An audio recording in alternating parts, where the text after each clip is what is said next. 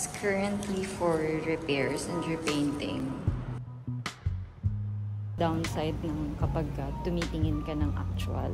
Uy! 4K na lang. 16K lang to. Oh my God, ang ganda nito ha, for 50 off. Daw.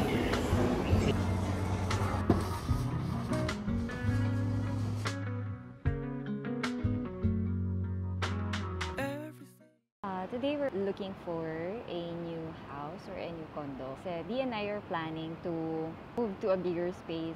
So ano ba yung mga hinahanap namin for a unit? Siguro most of people were wondering na bakit hindi na lang kayo bumili ng house, bakit hindi na lang kayo bumili ng condo or mag-rent to own. Dati actually yung mindset ko parang ganon na nagbabayad ka ng rent na at the end hindi naman pala mapapasayo. Parang it's the same you're paying the rent.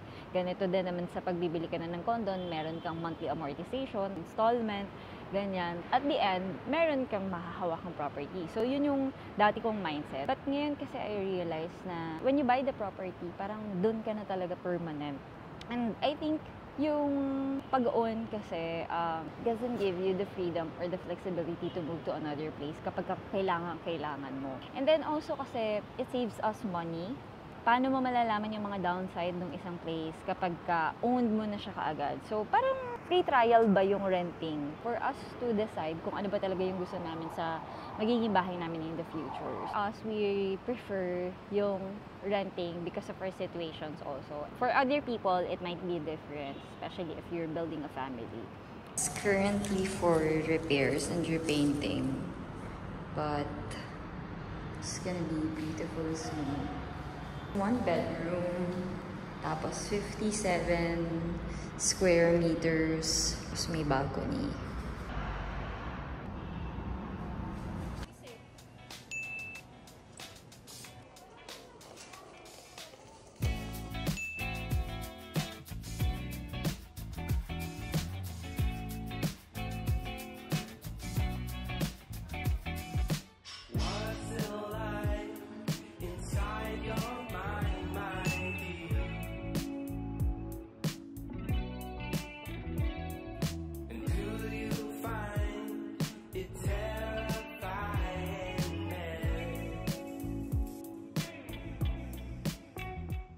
Okay, so time check, it's already 11:30.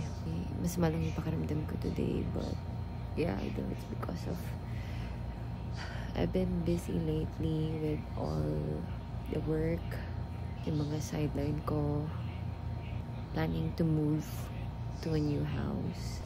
So, ang dami pang mga kailangan gawin at dami pang kailangan bilhin, ang dami pang kailangan ayusin, but laban lang di. Pakunti-kunti, tinatry namin na gawin na siya para at least hindi na siya sobrang overwhelming at saka hindi na siya parang nakaka-stress. Kahit pa paano, mag-move forward kami. So, yun lang naman guys. Update ko lang kayo and then tomorrow maghanap na ako ng mga gamit na pang-decorate sa bahay namin. Good night! Hey guys! So today is Saturday and weekends are for errands day. Actually, sobrang dami nating gagawin today. Tapos ko lang actually magpa-viewing ng condo and then after that, punta tayo ng Mandaue Foam sa may show and then dito sa may Uratex Paseo de Magallanes. Nagtitingin kasi tayo ng sofa bed para sa papa ko. And then yung pangatlo naman is pupunta tayo ng IKEA to check some furniture also and some stuff. Kailangan namin ng mga gamit dun sa lilipatan namin. Kuha kami ng mga konting inspo dun sa IKEA and kung may sale, pwedeng bilhin na rin namin para at least isahang ano na lang, delivery, diba? May mga listahan naman kami actually ng mga bibilin na. Let's go!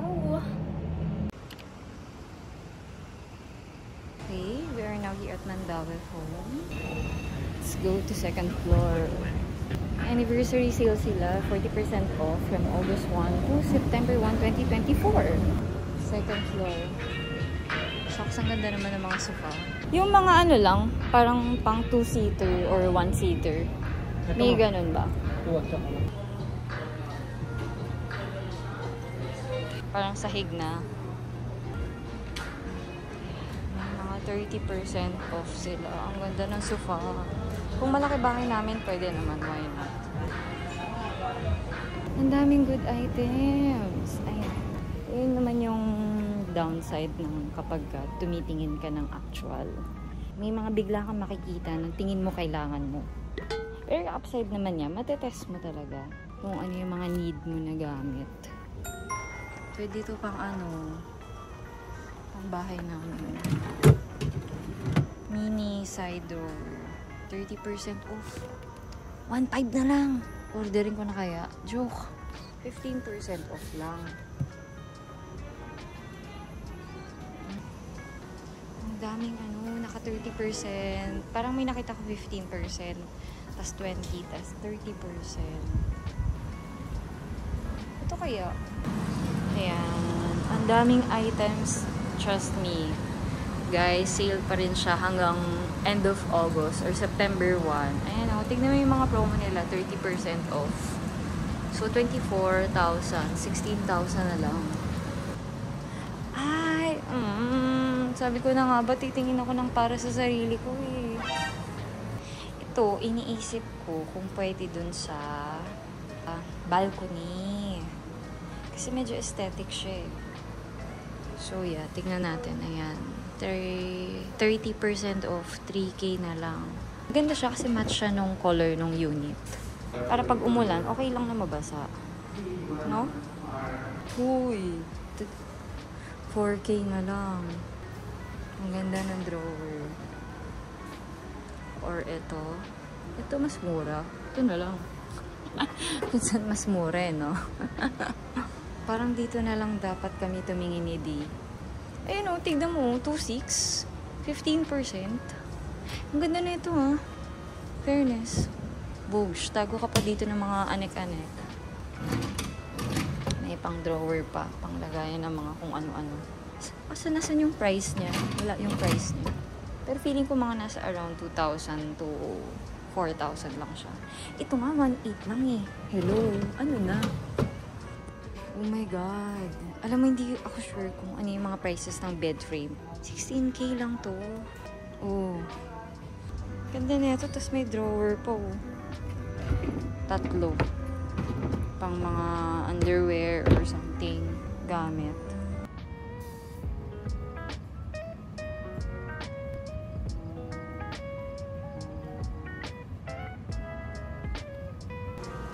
Okay din. Plastic. 2,695. Uy!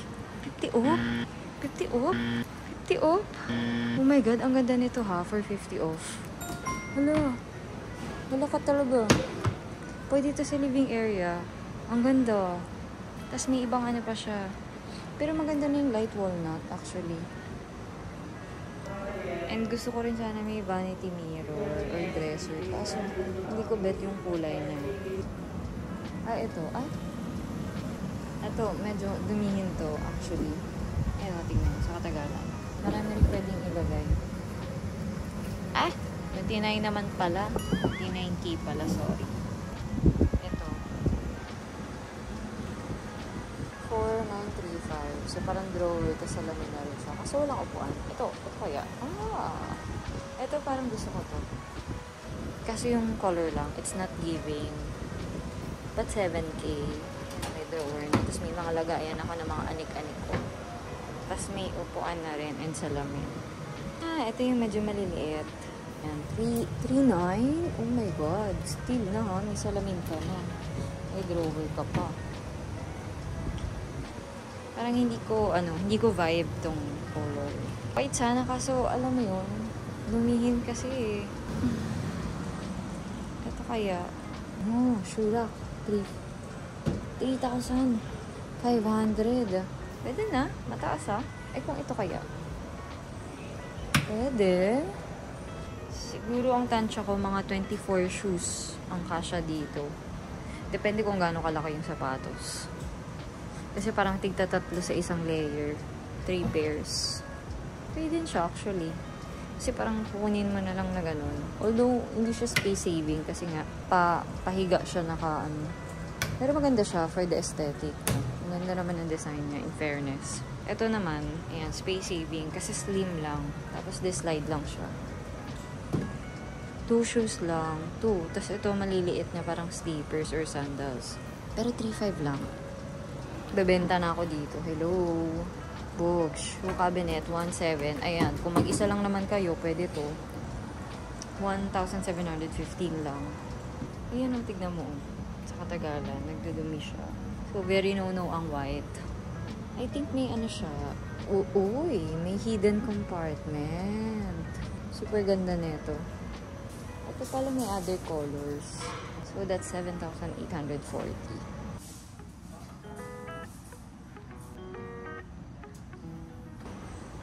Yun, ay, kung may ganitong kulay sana, I like. Parang gray. Ang mura. Ayun, may mga ano pa sa taas na side table. Ito, meron pa. For the aesthetic. 5,730. Kung marami kayong mga sandals, heels, okay itong mga ano, shoe cabinet. Promo item, 3,500 na lang, oh. Ito naman, parang pa-slide lang siya ng konti. 2,500 lang. Wow. Tatlo siguro. Tatlong ganito. Yung mga maliliit na shoes. Pero pag sneakers, I don't think kakasya yung tatlo. May mga bombilya. Kung gusto niya ng mga ano, iba-ibang lighting sa bahay. Actually, parang gusto ko maglagay ng ganito sa ano. Yung kitchen ba? Para for the aesthetic or living area. Ito kaya, ang ganda. Gray. Ito yung itsura niya. Cute. Ang cute naman yung mga lamp. Ito parang mga reading lamp. Or mga desk lamp pag nagbabasa. Ay, cutie! Ito. Yan. Ito. 561 na lang. Uy, ito pala may mga inspo din sila eh. Parang IKEA din.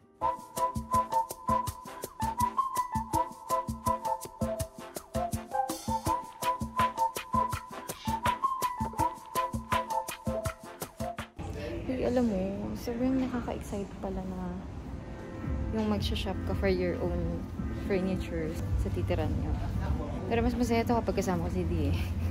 Diba? Kasi para at least nakakapag-share kami ng ideas. Ayoko rin kasi na parang masusunod lang yung gusto ko na design sa bahay. Sasabihin din sa akin ng kasama ko na kung anong maganda para sa bahay, anong trip niya. Kasi baka mamaya lagyan ko ng buong pink yan, hindi niya magustuhan, diba? Sige, baba muna tayo. Check natin yung mga ibang gamit doon naman sa baba. Ayan, no, anniversary sale nila.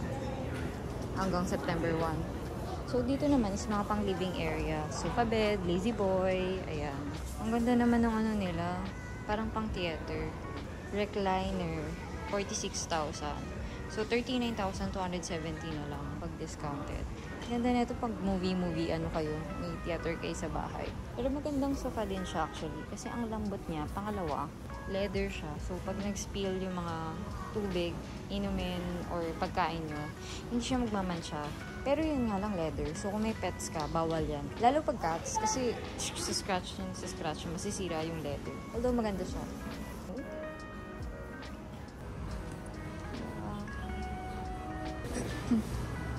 Ito mga pot, mga paso, mga fake flowers, palamuti sa bahay. Pati ito naka-off ah. Pero plastic to ah, okay din. 30% off.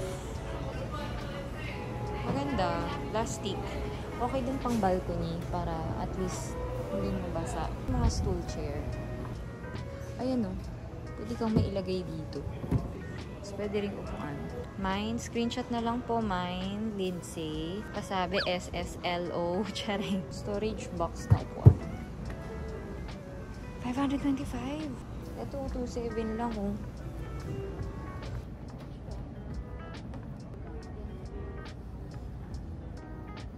Hindi naman. TV rack. Yan. Para may reference kayo.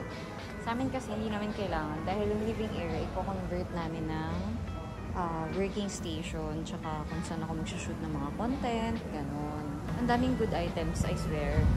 At naka-sale pa, 6K, boogs. Ganda rin yung mga TV rack nila, guys. In case na mga naghahanap kayo, 3,600. Ayan. Coffee table. Ayan, may mga ano din, kitchen accessories, mga plastic, utensils holder, tray, payo. Curtain!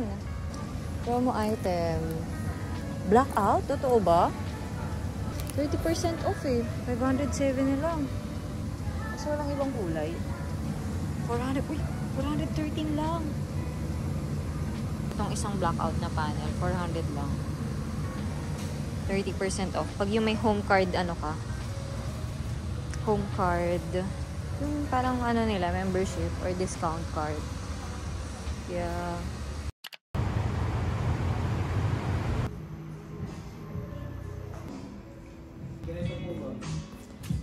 Ay, ang laki. 35. Magkano ganito? 18,999 po. 18,999. 19,000 na rin po. Wala tayong napili sa Euratex kasi wala silang sale. Lahat ng regular price. Sili sama na sa atin sa IKEA. Hindi niya masyadong gig sa malalaki. Di magwawakas hanggang sa dulo ng mundo. Nax, gising na siya. Daw.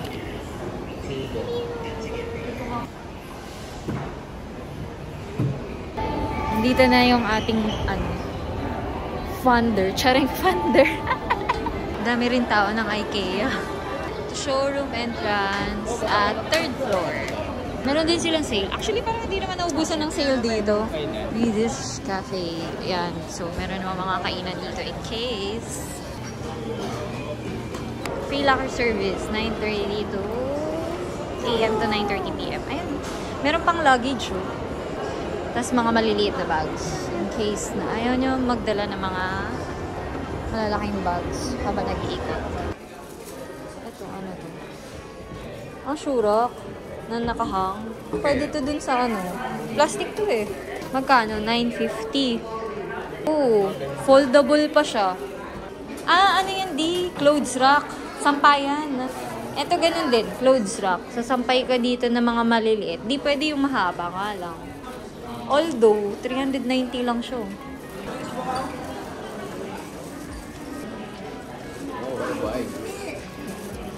$3,990. Parang pag ang tagal mo umupo, magmamark siya sa skin. Ano ba ito? May butas pa.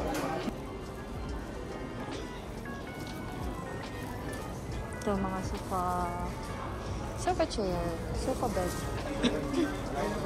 Ito, try natin tong sofa bed. Bosch.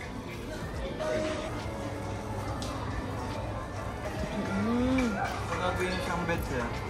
Meron tayong ano na ito sir, yung pinakalock na sa ilalim. Kailangan lang siya i-slide. Palabas.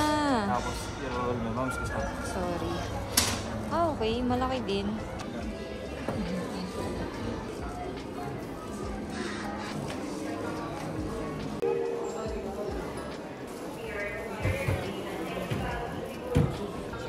Kasha. Kasha din. Ito before, tapos tatlo. Holds a minimum of 12 pairs of shoes. Long. Mga storage cabinet. Uy, gaming chair. Pero mas steel pa rin yung nabila namin na ergo chair sa Cubao. Ito mga dining table. Okay.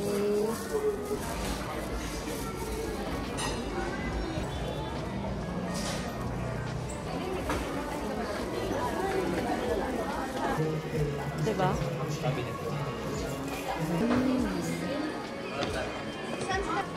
Wow!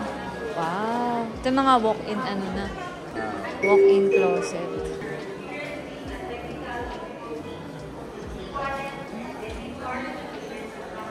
Magkano? $7,990.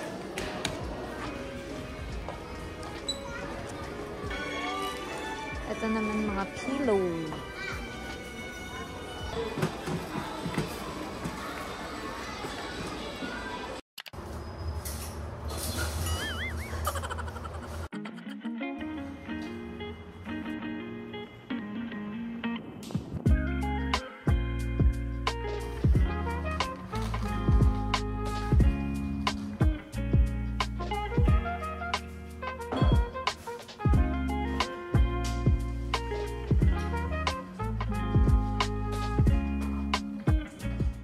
guys, so unti-unti na kami lilipat ng mga gamit pakunti-kunti dito sa bagong unit. And then sa bedroom, nakabit and na-install na yung cabinet. Yan. Tcharan! So yung cabinet na yan, pang sa amin dalawa na yan. Wow! Look at my table! Sinet up ni Eddie kanina. Hindi ako actually masyadong marunong sa mga pagdating sa mga table, tsaka mga paano mag-setup. So si Dee na yung bahala sa mga ganyan. Ayan, may curtain na rin. And then dito sa bathroom, yan, may rack na shower curtain. Yun lang muna guys. And mag-aayos muna ako tsaka maglilinis ng mga gamit. I'm very excited to show you kung ano yung magiging kalabasan ng pag-arrange namin ng mga gamit dito sa new house. And then also yung working station namin pareho.